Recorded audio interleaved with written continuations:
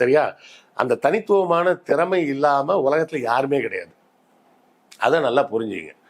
அதாவது அதுக்கு தான் ஒரு டாக்டர் சொல்லுவார் என்கிட்ட பேசும்போது, நீங்கள் வந்து நம்ம ஒன்றுமே சாதிக்கலைன்னுலாம் நினைக்காதீங்க, நீங்கள் பிறந்ததே ஒரு சாதனை தான் அப்படிம்பாரு.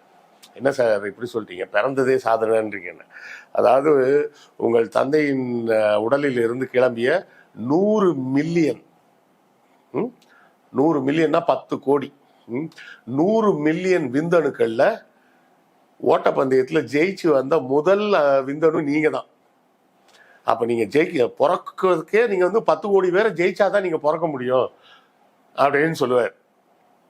இருக்கிறது ஒரே ஒரு கருமுட்டை தான். அதில் இந்த 10 கோடி விந்தணுக்களில் ஒன்றே ஒன்று ஃபஸ்ட்டு போய் அந்த முட்டையை யார் தொட்டுச்சோ அதுதான் வந்து இப்போ நீங்கள் மனிதனாக வளர்ந்து நிற்கிறதுக்கே காரணம்.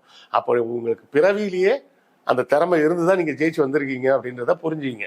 எப்போது உங்களுக்கு மன சோர்வு ஏற்பட்டாலும் இந்த விஷயத்த மைண்டில் ஞாபகம் வச்சுக்கிங்க.